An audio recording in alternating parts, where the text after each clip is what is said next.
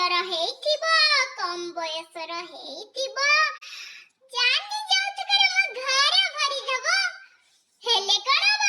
ଆଜିକାଲି ଯେ ଯୁଗ, ମୋ ପୁଅ ବୋହୂ ଆଣିଛି, ନା ସୁନ୍ଦର, ନା ଜାନି ଯୌତକ, ନା କାମ ଦାମରେ କିଛିରେ ନୁହେଁ।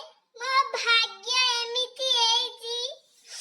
ସକାଳ ପହରୁ ଚା ଟିକେ ମାଗି ମାଗି ମୁଁ ଥକି ଗଲିଣି। ବୋହୂ ମୋର ଶୁଣୁ ନାହିଁ। ଏ ବୋହୂ, ବୋହୂ କେଜାଣି ମରି ଗଲାନି ନା କଣ?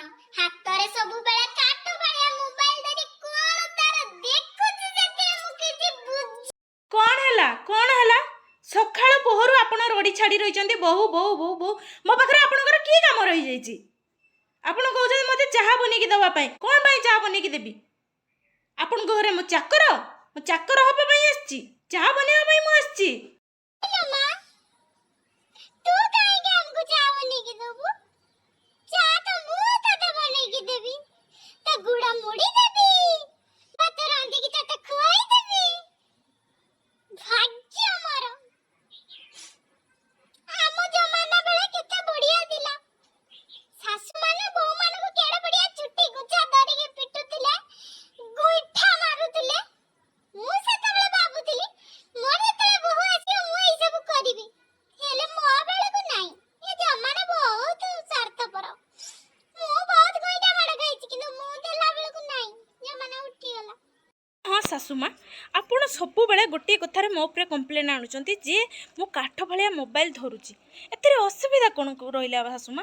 ଇଏ ହେଉଛି ମୋ ଜମାନାର କାମ। ମୋ ଜମାନାର କାମ ତ ମୁଁ କରିବି ନା। ମୋ କର୍ତ୍ତବ୍ୟ ସେଇଟା। ମୋ କର୍ତ୍ତବ୍ୟରେ ମୁଁ ହେଳା କରିପାରିବି କି କୁହନ୍ତୁ? ଆପଣ ଯେତେବେଳେ ଆପଣଙ୍କ କର୍ତ୍ତବ୍ୟ କରୁଥିଲେ, ଆପଣଙ୍କ ଜମାନାର କାମ ତ ଆପଣ କରୁଥିଲେ ନା, କି କରୁନଥିଲେ? ଢିଙ୍କିରେ ଧାନ କୁଟିବା, ମାଟି ହାଣ୍ଡିରେ ହାଣ୍ଡି ଚୁଲି ଜାଳି ଭାତ ରାନ୍ଧିବା, 10-12ଟା ଲେଖାଏଁ ପିଲା ଜନ୍ମ କରିବା, ଏସବୁ ତ ଆପଣ କରୁଥିଲେ। ଆପଣଙ୍କ କର୍ତ୍ତବ୍ୟ ଥିଲା। ଏବେ ମୋ କର୍ତ୍ତବ୍ୟ ଆସିଛି, ତେଣୁ ମୁଁ ତ କରିବି ନା। ମୁଁ ଗ୍ୟାସ୍ରେ ଭାତ ରାନ୍ଧିବି, ସେଥିରେ ପୁଣି ଗ୍ୟାସ୍ରେ କଷ୍ଟ ହେଲେ ମୁଁ କେତେବେଳେ ବାହାରୁ ସବୁବେଳେ ମଗେଇକି ଖାଇବି, ତା ସହିତ ପାର୍ଲର ଯିବି, ଆଉ ଫ୍ରି ଟାଇମ୍ ଯେତେ ରହିଲା ମୁଁ ମୋବାଇଲ ଦେଖିବାରେ ହିଁ ସମୟ କାଟିବି। କାରଣ ଏଇଟା ମୋ କର୍ତ୍ତବ୍ୟ। ଏବେକା ଜେନେରେସନ୍ ସେଇଆ, ଆଉ ମୋର କର୍ତ୍ତବ୍ୟ ସେଇଟା ସେଥିପାଇଁ ମୁଁ କରୁଛି।